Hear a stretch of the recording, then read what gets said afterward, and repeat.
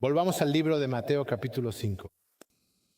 Sabes, es interesante, sabes, si tienes la oportunidad de predicar el domingo. Nunca me gustó predicar. Cuando en la otra iglesia, siempre cuando te pedían que predicaras, decían algo como, ya sabes, predica lo que tengas en tu corazón, hermano. No quiero predicar eso. Sabes, hay muchas cosas en mi corazón que podrían estar, y de hecho hablaremos de eso en la predicación. Qué tan difícil es ver completamente la maldad. Y yo solo quiero predicar, ya sabes, lo que dice la palabra. Y como sabes, si vienes los miércoles por la noche, estoy aquí predicando sobre el Sermón del Monte. Así que dije, lo que venga, lo que siga, entonces predicaré sobre eso. Y ahora tengo la oportunidad de predicar sobre Mateo. Y si tienes el boletín, sabes que voy a predicar sobre el adulterio. Así que no sé quién necesita escuchar esto hoy, pero mi hija de 13 años, dice, yo no necesito escuchar sobre el adulterio, pero tú sí. Todos lo necesitan. En última instancia, todos necesitan saber lo que la Biblia enseña sobre el adulterio. Y usualmente, a veces la gente se equivoca, pero esto es lo que realmente enseña la Biblia sobre el adulterio. Así que escuchen, iglesia, presten atención. Algunos de ustedes están cansados, se acostaron demasiado tarde y voy a tratar de mantenerlos despiertos. Voy a estar mirándolos, asegurándome de que no estén durmiendo. Así que si ven a alguien que se está quedando dormido, les doy permiso para despertarlo. Pero este es un tema interesante. Y saben, de nuevo, no era algo que yo hubiera elegido, pero aquí estamos. Mateo capítulo 5, y estaremos en los versículos 27 al 30. Así que mientras buscamos ese pasaje, leamos y luego oración. Han oído que se dijo, no cometerás adulterio. Pero yo les digo que todo el que mira a una mujer con lujuria, por ella ya ha cometido adulterio con ella en su corazón. Versículo 29. Si tu ojo derecho te hace caer, sácatelo y échalo de ti, porque es mejor que pierdas una de las partes de tu cuerpo que todo tu cuerpo sea arrojado al infierno.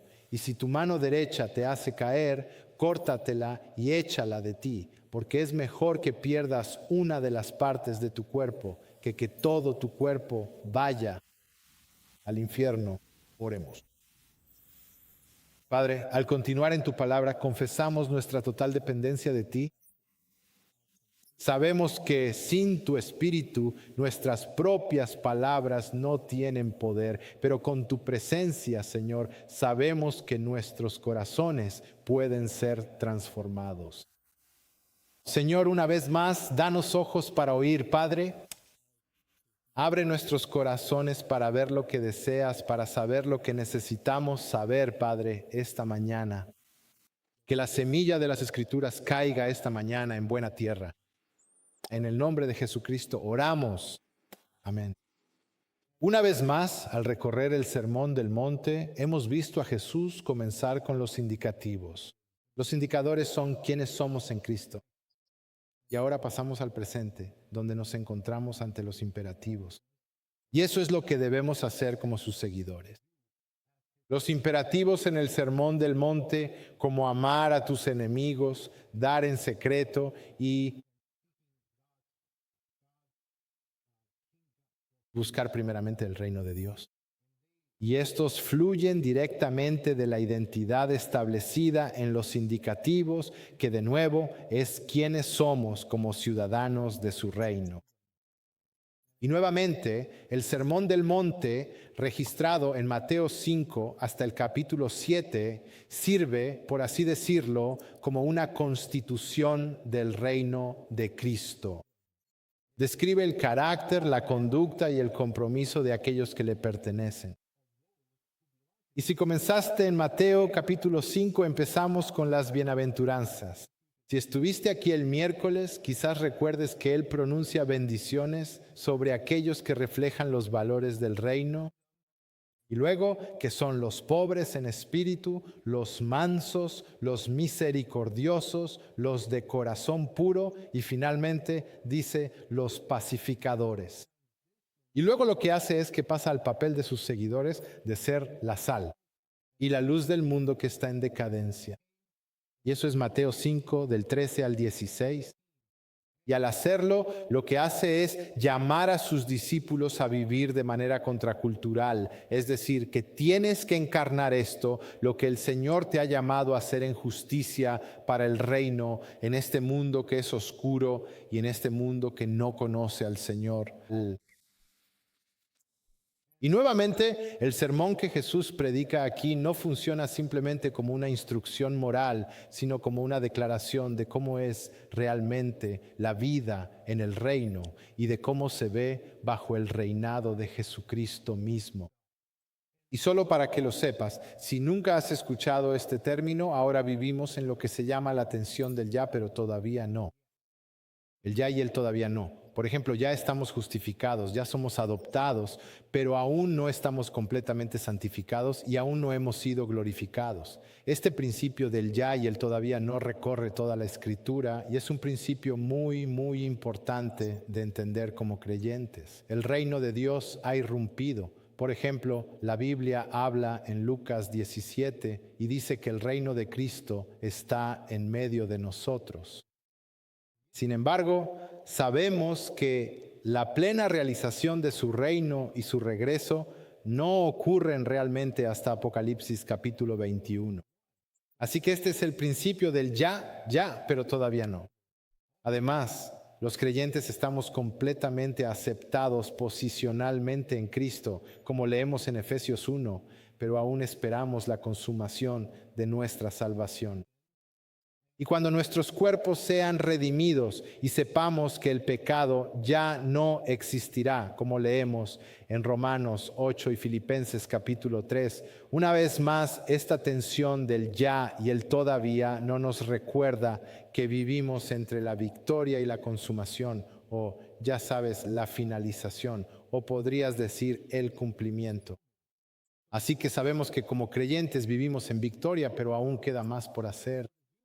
Sabes, hemos sido redimidos, pero aún necesitamos ser renovados, justificados, y sin embargo seguimos anhelando ser glorificados. Los sermones de Jesús pasan de describir quiénes somos a ordenar cómo debemos vivir en esta tensión del ya, pero todavía no. Nuevamente, después de afirmar la perfección de la ley y él en Mateo 5:17, si vuelves a Mateo 5:17, si entiendes esto del 17 al 20, verás que esto, se podría decir, es la tesis de todo el Sermón del Monte y debes comprenderlo. Así que leamos eso rápidamente. Dice en el versículo 17, no piensen que he venido para abolir la ley o los profetas. No he venido para abolir, sino para cumplir. Porque en verdad les digo que hasta que pasen el cielo y la tierra, ni la letra más pequeña ni una tilde pasarán de la ley hasta que todo se haya cumplido. Por tanto, cualquiera que quebrante uno de estos mandamientos muy pequeños y así enseñe a otros, será llamado muy pequeño en el reino de los cielos. Pero cualquiera que los cumpla y los enseñe, será llamado grande en el reino de los cielos. Y luego en el versículo 20, porque les digo que si su justicia no supera la de los escribas y fariseos, no entrarán en el reino de los cielos. Y eso es lo que debemos entender al continuar con el resto de los pasajes y el resto del Sermón del Monte. Así que ven que en los versículos 21 hasta el 48, Jesús nos da 6, y esto es, lo que son simplemente contrastes claros donde Él profundiza el significado de la ley mosaica. Y luego expone que no se trata solo de cumplir, de marcar una casilla, de decir, no hice esto, no hice aquello, sino que hay una intención a nivel del corazón detrás de cada mandamiento o de cada antítesis. Y aquí en el versículo 21, cada síntesis viene antes de eso. Él siempre comienza diciendo, ustedes han oído que se dijo, pero yo les digo. Así que comienza diciendo eso. Ustedes han oído que se dijo, esto es lo que han aprendido. Pero ahora, por mi propia autoridad, les voy a decir lo que les voy a decir. No es que vaya a negar lo que han leído, sino que les voy a decir el verdadero significado y la intención de lo que realmente dice el Antiguo Testamento. De nuevo, estos pasajes demuestran que la verdadera justicia supera con creces la de cualquier fariseo, no porque ya saben como creyentes nuestros motivos hayan sido transformados, no porque ya saben terminemos marcando una casilla. ¿Sabes qué? No voy a asesinar a nadie. Yo, ya sabes, honro a mis padres. Yo hago estas cosas. No se trata de marcar una casilla. Pero en definitiva, cuando realmente comprendemos esto, nos damos cuenta de que hemos cambiado gracias a lo que Cristo ha hecho por nosotros y que vivió una vida perfecta. Eso se debe a que Él tiene una vida perfecta. Entonces, Él pudo vivir en lugar de aquellos que habían depositado su confianza en Él.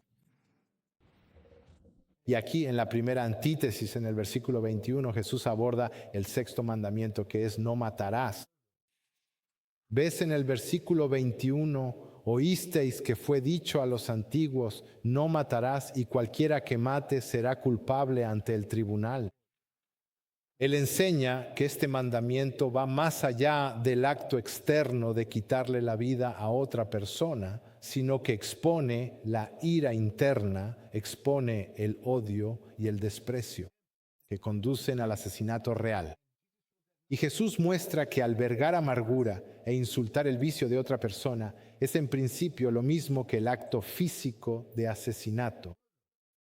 Y su objetivo es revelar que el pecado se origina en el corazón mucho antes de que realmente cometas el asesinato. Y esto prepara el terreno para una visión moral más profunda en las siguientes antítesis, que abarcan los versículos 27 al 30. Y aquí, ahora en el versículo 27, él aborda el adulterio. De nuevo, aquí va a desvelar no solo el engaño, sino que se supone que todos debemos hacerlo cuando pensamos en el adulterio. ¿De acuerdo? ¿Sabes lo que es? Sé exactamente lo que es. No engañes a tu esposa o no engañes a tu cónyuge. Así de simple, controlar. Yo no he hecho eso. ¿Bien? Y eso es precisamente lo que cuando lo lees en el Antiguo Testamento simplemente dirías. ¿Sabes qué? Sé exactamente lo que está enseñando porque no dice nada después de eso. Pero una cosa que debes recordar como creyente es que siempre tomamos todo el consejo de Dios, incluso en el Antiguo Testamento. Incluso cuando Él te da los 10 mandamientos, piensas, está bien, voy a cumplir los 10 mandamientos. Pero si lees todo el consejo de Dios, incluso el Antiguo Testamento, es que Dios no desea sacrificios. No le importa mucho lo que hagas o dejes de hacer. Le importa el corazón. Incluso en el Antiguo Testamento la gente se pregunta, ¿cómo se salvaban las personas? Jesús aún no ha muerto por nadie. ¿Cómo se salvaban las personas? Porque se salvaron gracias a su fe. Vamos a entrar en Romanos. Cuando lees Romanos capítulo 4, entenderás que ahí dice que Abraham fue considerado justo por su fe, no por las obras que hizo, no porque... Pero ¿en qué se supone que debe tener fe?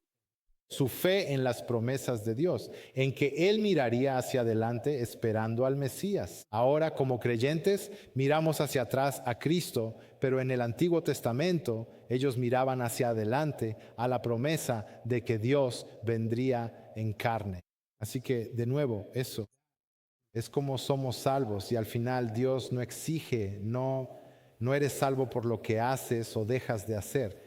Eres salvo por poner tu confianza en Cristo. Así que, de nuevo, aquí tengo, se podría decir, 4 puntos y los vamos a tratar. Es muy sencillo. Y el primero es el pecado. Y vamos a ir viendo cada uno de ellos a medida que continuamos en el estudio, en el sermón. Jesús comienza. Así que mi primer punto, el número 1, es el pecado. El pecado. Jesús comienza con el 7º mandamiento, no cometerás adulterio. Los fariseos, obviamente, como ya saben, como dije, todo lo que les importa es el acto externo, el ser infiel físicamente. Eso es todo. Eso era todo lo que les importaba. Marcaban la casilla y ya estábamos bien, creyendo que la justicia consistía simplemente en el cumplimiento externo. Pero una vez más, Jesús expone el problema más profundo, que el corazón está corrompido. Mirar a otra persona con intención lujuriosa ya es adulterio. Y eso es internamente. Y algo que he notado, ya sabes, cuando lees la antítesis y hablas de lo que Jesús está diciendo aquí en estos versículos, desde el 20 hasta el 48, es que Él te dice una cosa. Te dice, escucha, todavía necesitas cumplir la ley, ¿de acuerdo? Necesito cumplir la ley. Pero luego dice, pero no puedes cumplir la ley. Bien, entonces cumple la ley, sí, pero no puedes cumplir la ley. De acuerdo, entonces no puedo cumplir la ley. Pero ¿qué se supone que debo hacer entonces? Bueno, solo necesitas saber que no puedes cumplir la ley. Y yo dije, está bien, pero ¿cómo se supone que debo hacer esto entonces? Bien, ese es el problema aquí. Ese es el problema aquí, que tú, por ti mismo, no puedes cumplir la ley. Y algo que debemos entender como creyentes es que la ley nunca tuvo la intención no solo de salvar, sino que además no es suficiente. Nunca podrás salvarte por la ley.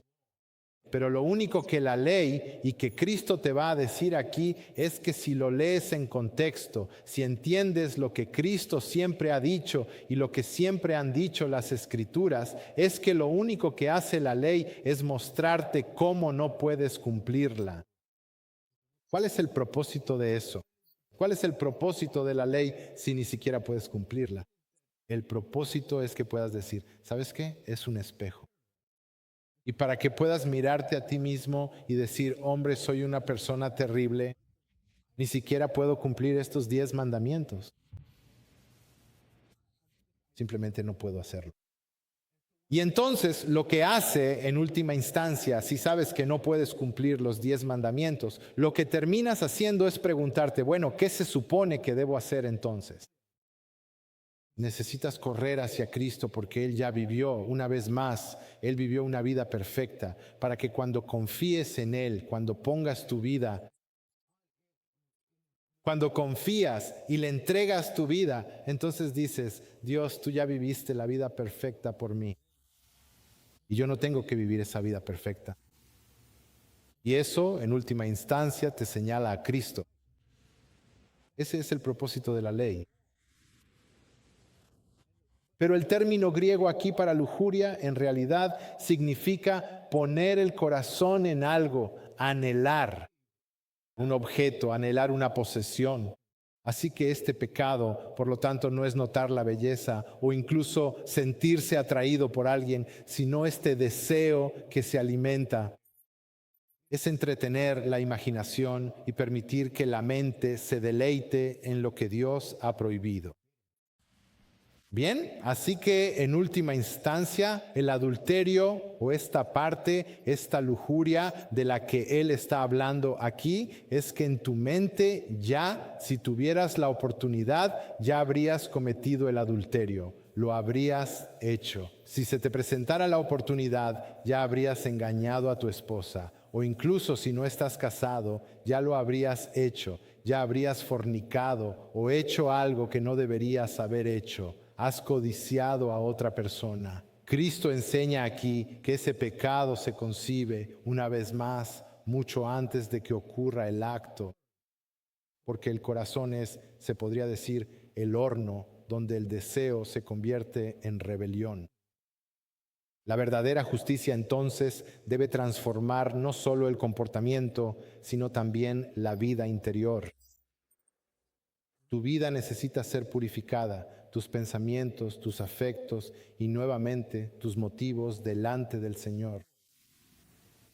¿Sabes? Proverbios 6:25 dice, no codicies su hermosura en tu corazón, no dejes que te cautive con sus pestañas. Este versículo advierte que el pecado es interno. Ese deseo comienza en el corazón. Y nuevamente comienza en tu corazón mucho antes de que se manifieste exteriormente. Leemos en Santiago 1, 14 y 15 que dice: pero cada uno es tentado cuando de su propia concupiscencia es atraído y seducido. Y el deseo, cuando ha concebido, ¿qué hace? Da a luz el pecado. Y el pecado, cuando es consumado, da a luz la muerte. La muerte, nuevamente, te muestra de dónde se origina el pecado, de tu corazón, mostrando esa progresión mortal desde el deseo hasta la muerte. Y luego Mateo 15, 19 dice: porque del corazón salen los malos pensamientos, homicidios, adulterios, fornicaciones, robos, falsos testimonios y blasfemias. Nuevamente, las escrituras son claras. Las escrituras son muy claras al hacernos entender que el corazón es de donde proviene toda la maldad. Por eso cuando la gente en el mundo te dice: sigue a tu corazón, hermano, ¿qué? Yo no voy a hacer eso. Eso es el mundo diciéndotelo. No puedes seguir a tu corazón. Por eso es importante. Entonces, ¿qué es la Biblia? No es lo que crees o lo que piensas. ¿Qué es lo que dice la Biblia? ¿Qué dice la palabra de Dios? Hace tiempo tuve una conversación con mi padre y me dijo: ¿qué es más importante, tus sentimientos o tus pensamientos? ¿Qué es más importante? Yo dije, bueno, y esto fue justo cuando empecé, tenía 20 y tantos años y tuvimos una conversación larga. A él no le gustó lo que le dije. Le dije, bueno, no importa lo que yo sienta, ¿sabes? Es como... Su punto era que los sentimientos son fuertes o que eso es lo que necesitas, eso es lo que la gente se guía por sus sentimientos. Sí, es verdad. La mayoría de nosotros, incluso aquí como creyentes, muchas veces nos dejamos llevar por cómo nos sentimos, pero al final no se trata de nuestros sentimientos. En última instancia, todo se reduce a lo que enseñan las Escrituras. Así que le dije, no importa lo que yo sienta, ni siquiera importa lo que yo piense. Lo que importa es lo que dice la Biblia. Bueno, no me digas lo que dice la Biblia. Dime lo que tú piensas. Y al final, de nuevo, eso no importa. Lo que importa es lo que enseñan las Escrituras. Por eso es tan importante para nosotros, como creyentes, como cristianos, decir, está bien, necesito pasar tiempo en la palabra. Imagina un árbol cuyas hojas se ven verdes y saludables. Sin embargo, sus raíces están podridas y eso es lo que ocurre debajo de la superficie. Así es con el pecado. La apariencia exterior puede engañar, pero la corrupción interna eventualmente se manifestará.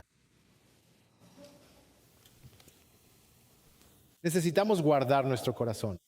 Necesitamos cuidar nuestros ojos. Debemos reemplazar los pensamientos pecaminosos con la verdad de Dios.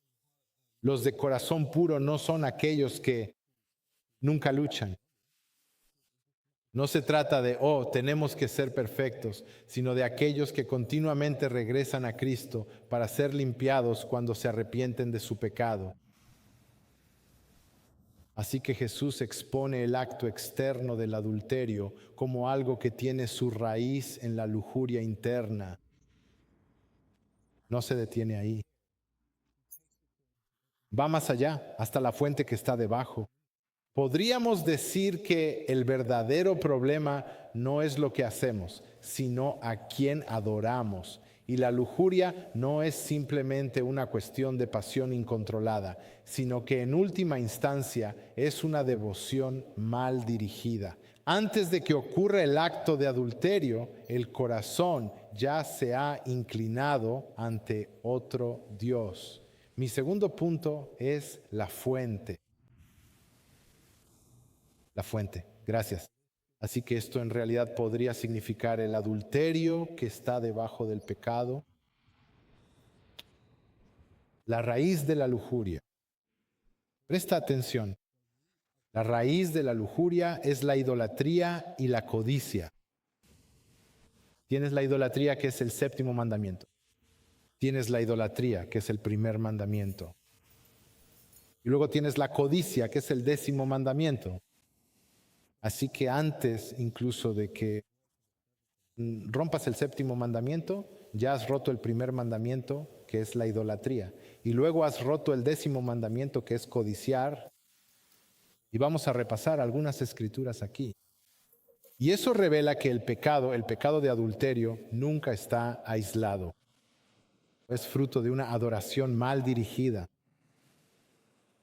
y que está profundamente en tu corazón. Bien, así que ten eso en mente, porque cuando escuché eso por primera vez, realmente cambia la manera en que piensas sobre el adulterio o sobre cuando alguien realmente comete el pecado de adulterio, y vamos a profundizar en eso. Así que en su esencia, el pecado tiene que ver con la adoración. ¿A quién adoras? ¿En quién confías? ¿A quién buscas para encontrar alegría? Eso es en última instancia de lo que trata el pecado. Cuando nosotros buscamos satisfacción aparte de Dios, cuando lo destronamos de nuestros afectos y elevamos nuestros deseos al lugar, podrías decir, de una deidad. Eso es de lo que estamos hablando aquí, y en un momento veremos algunas escrituras. Así que la lujuria, por lo tanto, no es simplemente, de nuevo, un fracaso moral, sino que es uno teológico, porque estás en rebelión contra la bondad de Dios y es una acusación de que sus provisiones no son suficientes. Y en última instancia, la lujuria es el hambre del alma por satisfacción sin el Salvador. Y es un intento de encontrar plenitud fuera de lo que las Escrituras llaman la fuente de agua viva. Eso está en Jeremías 2. Vayamos a Romanos capítulo 1. Es genial porque la pastora Lisa acaba de hecho, está justo ahí. Romanos capítulo 1.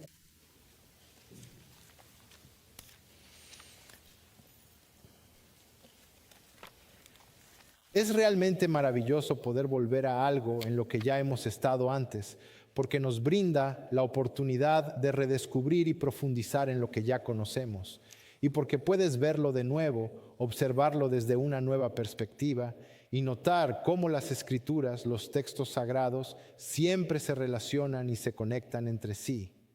Efesios capítulo 1, versículo 24, dice lo siguiente: por lo tanto, Dios los entregó a la impureza, movidos por los deseos de sus corazones, de modo que sus cuerpos fueron deshonrados entre ellos. Versículo 25, porque cambiaron la verdad de Dios por la mentira. Y él dice, y adoraron y sirvieron a la criatura antes que al Creador, quien es bendito para siempre. Amén.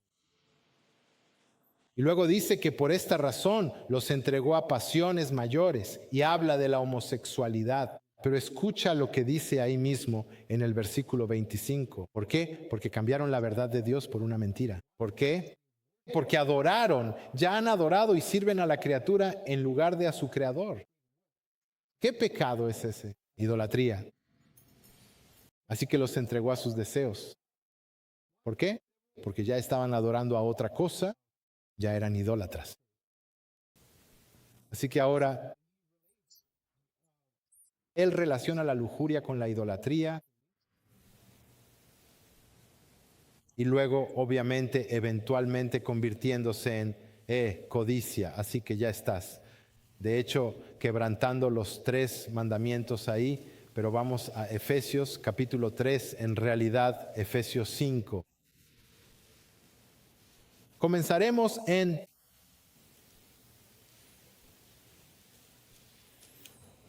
el versículo 3. Efesios 5:3 dice, pero la inmoralidad, cualquier impureza o avaricia, ni siquiera deben mencionarse entre ustedes, como corresponde a los santos. Y no debe haber obscenidad, ni conversaciones necias, ni bromas groseras que no son apropiadas, sino más bien acciones de gracias.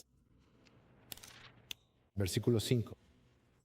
Porque esto lo saben con certeza, que ningún inmoral, impuro o que dice hombre codicioso. Y luego dice que es idólatra, tiene herencia en el reino de Dios. Dice que nadie los engañe con palabras vacías, porque por causa de estas cosas la ira de Dios viene sobre los hijos de desobediencia. Nuevamente, no puedes evitar lo que dicen las Escrituras. Si has cometido adulterio, si codicias en tu corazón, entonces en última instancia eres un idólatra. Eso es lo que eres. Así que cuando se trata del pecado de adulterio, debes llegar a la conclusión de que eres un idólatra, que tienes algo por encima de Dios. Vayamos a otro pasaje en la Biblia, Primera Tesalonicenses capítulo 4, versículo, Primera Tesalonicenses capítulo 4.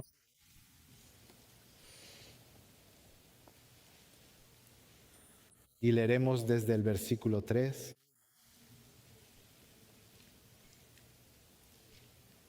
Dice, porque esta es la voluntad de Dios, vuestra santificación, es decir, que os apartéis de la inmoralidad sexual, que cada uno de vosotros sepa poseer su propio vaso en santificación y honor. Dice, no en pasión de deseo como los gentiles que no conocen a Dios. Y dice en el versículo 6 que nadie transgreda ni defraude a su hermano en este asunto, porque el Señor es el vengador de todas estas cosas, como también os dijimos antes y os advertimos solemnemente, porque Dios no nos ha llamado a la impureza, sino a la santificación. Así que el que rechaza esto no rechaza a un hombre, sino a Dios, que os da su Espíritu Santo. Así que volvamos al versículo 5. No en pasiones lujuriosas como los gentiles que no conocen a Dios. Si no conoces a Dios, ¿qué significa eso? Significa que eres un idólatra, porque obviamente tienes algo por encima de Dios. Las pasiones lujuriosas siempre se relacionan con la idolatría. Así que de nuevo, eso es realmente importante. ¿Por qué es importante eso? Porque cuando pensamos en la idolatría, no pensamos. Cuando pensamos en la lujuria, cuando pensamos en la codicia, siempre pensamos, bueno, ¿cómo vamos a...? No solo es para nosotros cuando alguna vez hemos cometido adulterio en nuestro corazón, sino también cuando vemos a otras personas, cuando hemos visto a todos en esta sala, cuando hablamos de la primera antítesis, el asesinato, piensas, yo nunca he cometido un asesinato. De hecho, ni siquiera he odiado a nadie, ¿verdad? Es como, no lo creo, pero la realidad es que lo más probable, alguien en esta sala, por lo que enseñan las Escrituras, incluso en tu pasado, y cuando no conocías a Cristo, has cometido asesinato en tu corazón. Pero piensa en esto. Ahora tenemos, no cometerás adulterio. Cuando salimos a evangelizar, una de las preguntas que le hacemos a cada hombre y a veces a cada mujer es esta. ¿Alguna vez, ya sabes, has sentido lujuria, has cometido adulterio en tu corazón? Y ellos responden, oh sí, yo he hecho eso. Entonces, has cometido adulterio en tu corazón. Cada vez que le hemos dicho eso a algún hombre, siempre han respondido que sí. Dicho esto, esta antítesis en realidad es más, sí se relaciona con cada uno de los que están aquí. Así que necesitas entender por qué es tan importante comprender lo que estoy compartiendo en las Escrituras.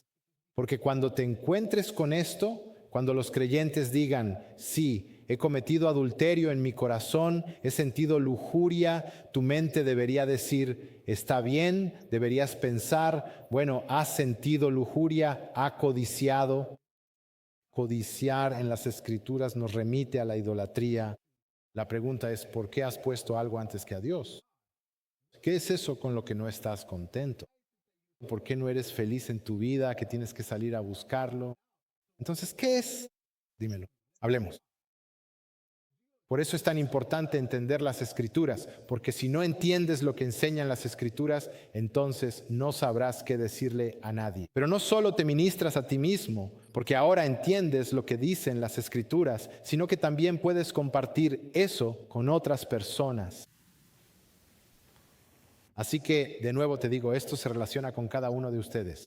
Porque no solo conoces personas que realmente han cometido adulterio y puedes volver y decir, esto es lo que enseñan las Escrituras.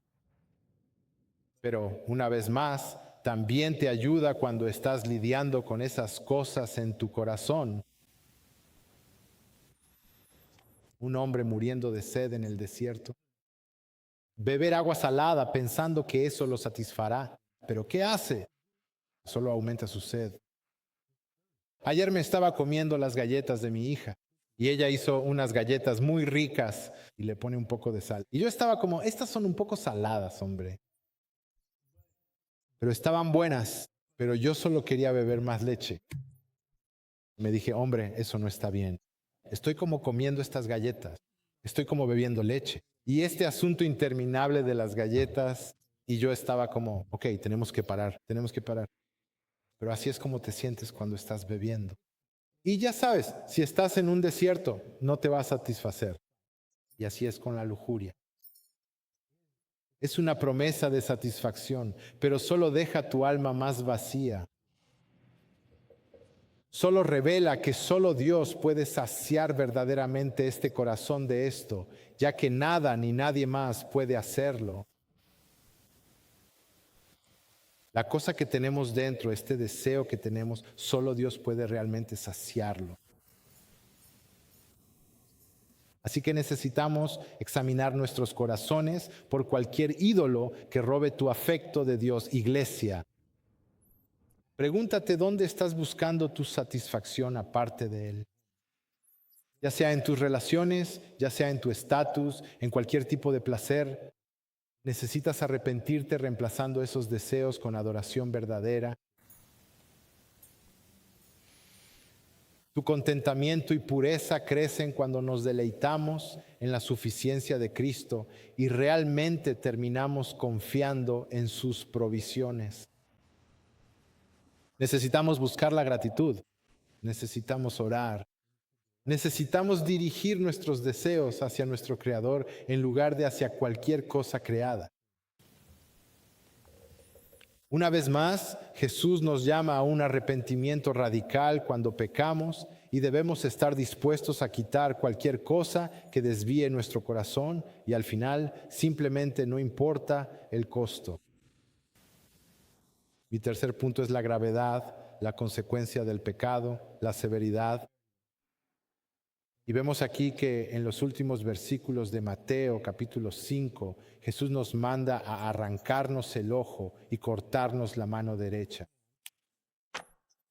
Y sabemos que esto obviamente es hiperbólico, porque, escuchen, mucha gente se pregunta, ¿realmente está diciendo que deberíamos arrancarnos los ojos y cortarnos los brazos si pecamos? Escucha, hermano, al final, si te arrancas el ojo, ¿no crees que igual vas a pecar en tu mente? Podrías ser ciego y aún así pecarías. Podrías cortarte la mano y aún así pecarías. No importa. Es hipérbole, es decir, una exageración de la verdad, lo que significa que tienes que hacer lo que sea necesario para asegurarte de no pecar. De nuevo, esta imagen simplemente comunica la naturaleza radical del arrepentimiento y la urgencia de ser santo. Porque muchos de nosotros, no sé, andamos por ahí, es como, ya sabes, estoy bien. Mientras no peque, mientras vaya a la iglesia los domingos, tal vez de vez en cuando los miércoles, y ya sabes, leo mi Biblia de vez en cuando, escucho algunos podcasts. Es mejor perder lo que se siente valioso y cómodo que perder tu propia alma por toda la eternidad. El pecado no puede ser domesticado, no se puede negociar con él. Debe ser eliminado. Y así como un cirujano extirpa cualquier miembro enfermo para preservar la vida, los creyentes deben estar dispuestos a apartarse de cualquier cosa que los lleve a su propia destrucción. Porque en última instancia sí trae juicio. Es divisivo. Trae muerte espiritual al ser humano, a quienes la sufren. Necesitamos seguir sanando. Porque de nuevo no lo sabemos. A veces en nuestra vida como creyentes fallamos y sabemos que pecamos cada día, pero necesitamos arrepentirnos de nuestros pecados y debemos volver a caminar cada día. Y no está garantizado que si piensas que estás en pecado, si sigues, si continúas en el pecado, digas, oh, voy a estar bien. Romanos 6:23 dice que la paga del pecado es muerte. Colosenses 3:5-6 dice, haced morir pues lo terrenal en vosotros, fornicación, impureza, pasiones, malos deseos y avaricia. ¿Qué dice al final? ¿Qué es idolatría? En Proverbios dice, el que comete adulterio carece de entendimiento. El que lo hace a sí mismo se destruye. Cuando se trata del matrimonio,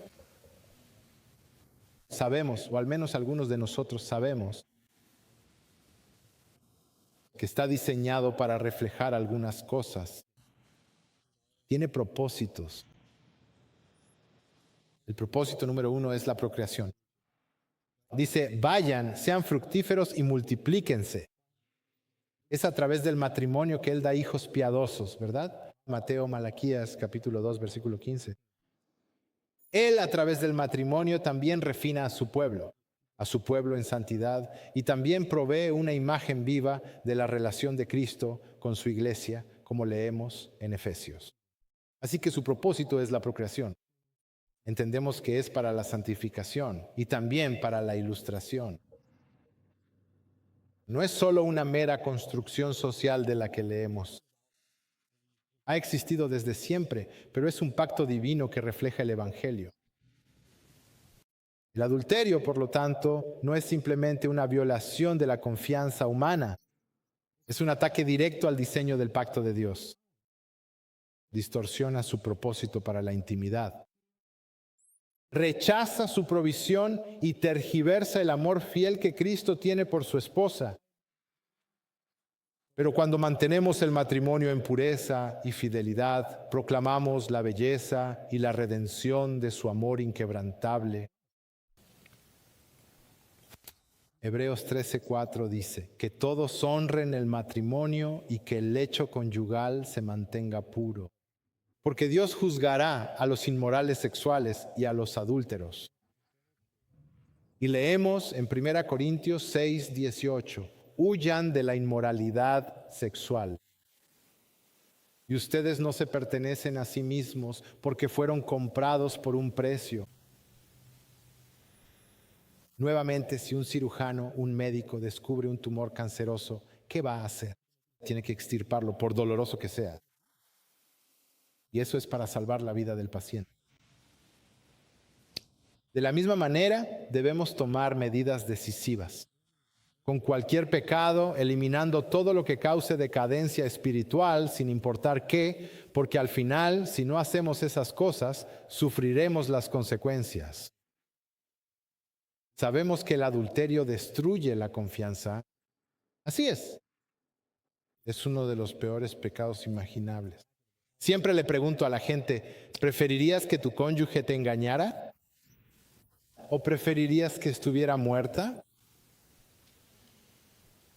¿Cuál de las dos cosas te resultaría más fácil? Si ella muriera o si él o ella te engañara, y no creo que nadie haya dicho jamás, bueno, sería más fácil que me engañara. Creo que no, nadie dice eso nunca. Todos siempre dicen, ¿sabes qué? Sería más fácil si simplemente muriera. ¿Por qué? Tiene sentido, ¿verdad? Porque cuando alguien muere simplemente dices, eso es lo que Dios quiso, así es como Dios quiso que pasara. Pero cuando alguien te engaña, eso no es la voluntad de Dios. Y no solo eso, sino que tienes que saber que tu cónyuge está allá afuera engañándote o lo que sea, cometiendo adulterio. Y ese es un dolor que no se va, un dolor aquí que no desaparece. Y sé que algunos de ustedes han experimentado ese dolor. Y lo que necesitas entender es que incluso en medio de ese dolor, Dios sigue en el trono, Él sigue teniendo el control y Él te ayudará a superar estas cosas. Pero debemos comprender que el adulterio daña el testimonio en la iglesia. Esto conduce a la culpa, esa culpa que llevas dentro. Es una deshonra. Y además, incluso al final, las personas que cometen adulterio experimentan una insensibilidad espiritual, o como dice la Biblia en Efesios 4, se vuelven insensibles, se endurecen. Debemos tomar este pecado en serio. Debemos eliminar cualquier acceso a la tentación, arrepentirnos rápidamente y buscar la pureza a través de la rendición de cuentas y, en última instancia, por el poder del Espíritu. Así que ahora, después de exponer la gravedad aterradora del pecado y sus consecuencias eternas, debemos saber que Jesús nunca nos deja en la desesperación. Debemos saber que Dios siempre nos da esperanza. Sabemos que pasamos del juicio a la redención. Y el mismo Señor que nos llama a un arrepentimiento radical nos da el poder para obedecer. ¿Sabes lo que no podemos cortar? Decimos, simplemente deshagámonos de esto, deshagámonos de aquello. Así que no lo haremos. Aún así es una lucha. Pero el Espíritu crucifica por medio de su poder. Él nos ayuda a crucificar las cosas dentro de nosotros con el poder que nos da. Ahora pasamos de enfocarnos en lo que debemos quitar a enfocarnos en aquel que nos renueva desde adentro. Eso es lo que sucede. Nos enfocamos en lo que Cristo puede hacer. Así que mi último punto es la solución. La solución. Podríamos llamarlo pureza empoderada por el Espíritu. La esperanza del creyente no se encuentra, una vez más, en actos físicos de castigo o automutilación. Eso no es lo que Dios está promoviendo, sino en el poder, en la mortificación empoderada por el Espíritu, podríamos decir.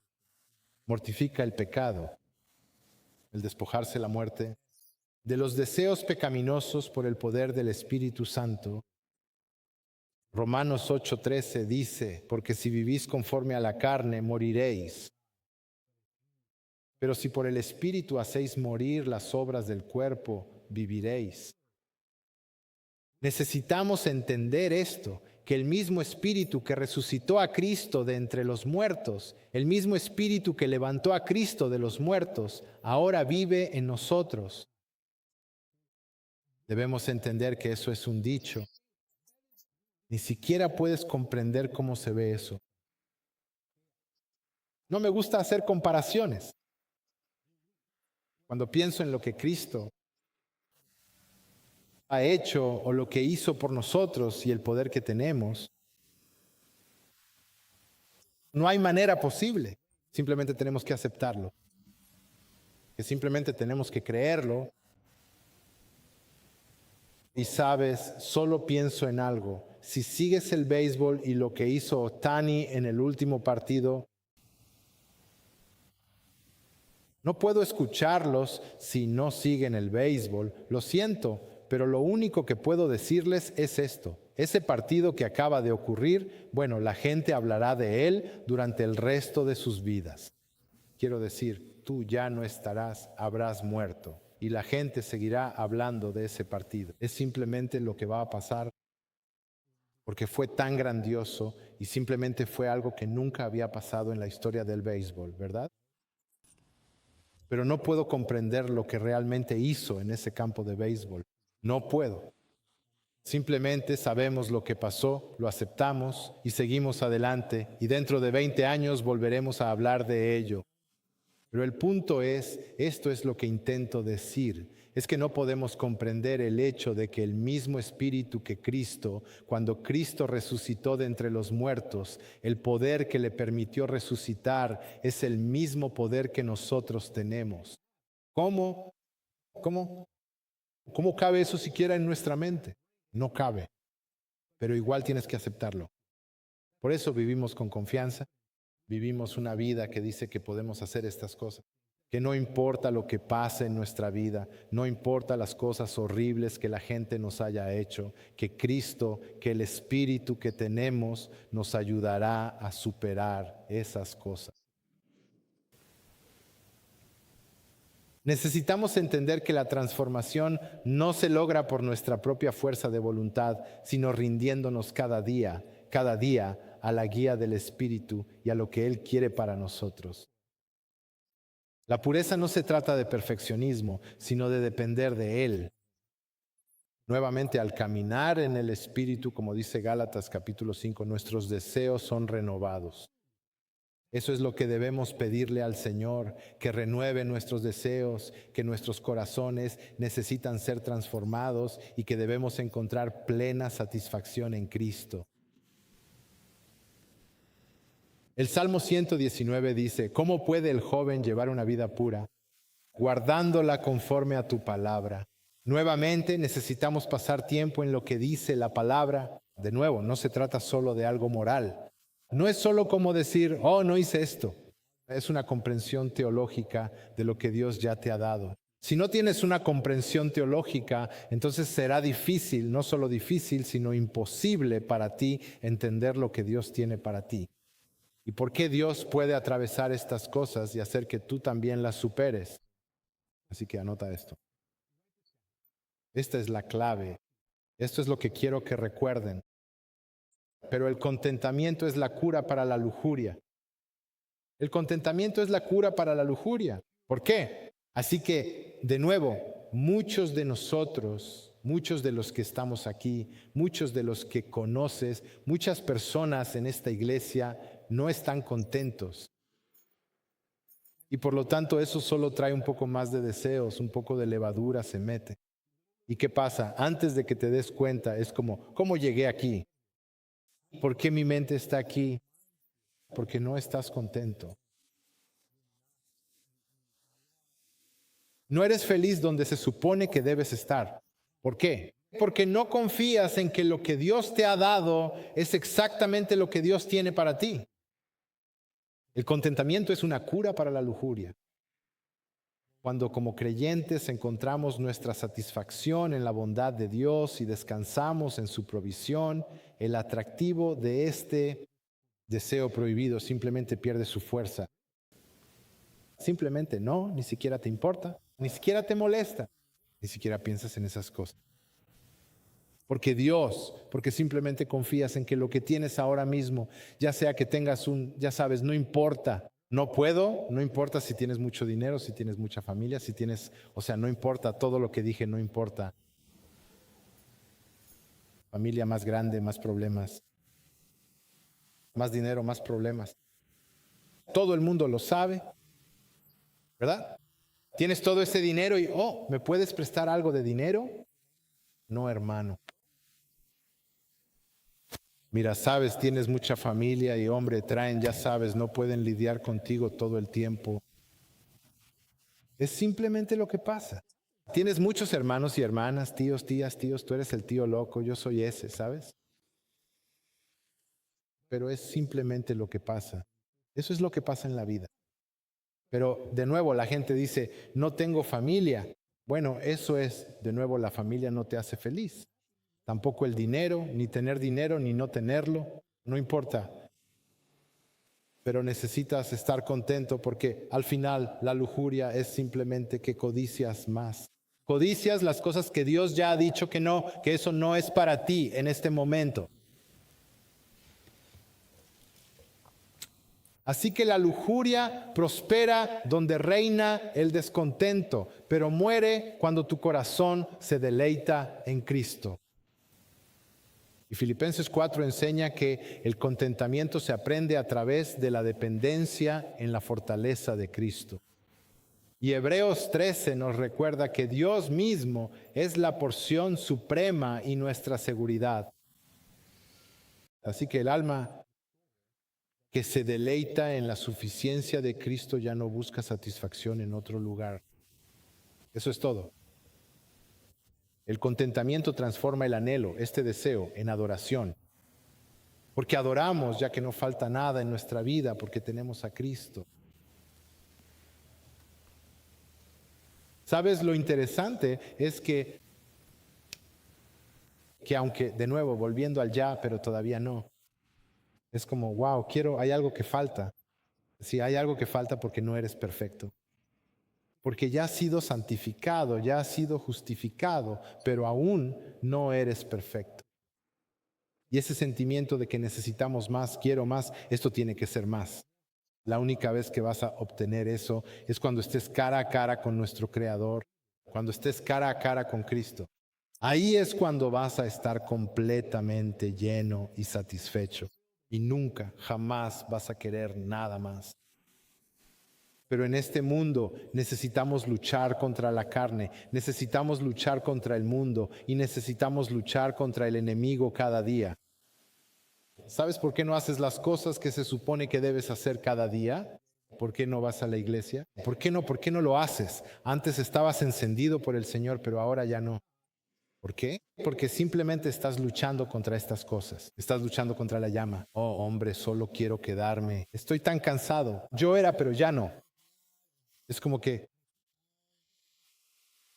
piensas en, oh, tengo que hacer esto en casa. Y hermano, vamos a la iglesia. Y en última instancia, no es porque no vayas porque estés cansado. Esa es una excusa. No vas porque hay otras cosas. No vas porque tu corazón no está en el lugar correcto. Eso es todo. No estás contento. Quieres hacer lo que tu corazón necesita. Estar en el lugar correcto. Por eso, cuando vienes a la iglesia y te sientes lleno de alegría porque puedes pasar el rato, puedes convivir con la iglesia. Puedes ver a la gente sonreír. Puedes tener compañerismo. Puedes tomar un poco de café en la mañana. Creo que cerraron el pequeño Starbucks de aquí porque tenemos un carrito de café. ¿Te has dado cuenta de eso? Perdón, hermano. Yo pensé, oh, caray, cerraron el Starbucks de aquí. No sé si fue culpa nuestra o no, pero bueno, todo está bien, ¿no? Ahora hay café aquí. Venir. Saben, quiero que sepan, esto es una digresión. Solo quería que supieras que estuvimos hablando con Dorian el otro día. Quiero que sepan que si están aquí por primera vez y todos los miembros que ya están aquí, si hablan con alguien por primera vez, deberían recibir un café gratis. Está bien. Así que invítalos a un café. Si nadie lo ve, la próxima vez que venga alguien, asegúrate de decirle, oye, yo te invito. Llévalos a tomar un café, ¿de acuerdo? Solo para que lo sepan, FYI. No quiero olvidarme de decírselos. Así que si estás aquí por primera vez, ve allá atrás y toma un café, ¿de acuerdo? Así que, de nuevo, eso es solo algo que quería mencionar porque no quiero olvidarlo. Solo para que lo sepan. Así que, de nuevo, este principio de ya, pero todavía no, es muy importante que lo sepamos. Es sumamente importante porque entendemos que como creyentes sabemos dónde estamos ante los ojos de Dios, pero aún no estamos completos. Y nunca estaremos completos hasta el día en que veamos a Cristo. Tengan eso en mente porque siempre vamos a estar luchando, no vamos a estar completos. Tienen que entender ese principio. Pero, ¿qué aplicaciones prácticas podemos tener de este principio? Muy rápido, necesitas adornarte para Cristo. Necesitamos vivir para honrar a tu esposo.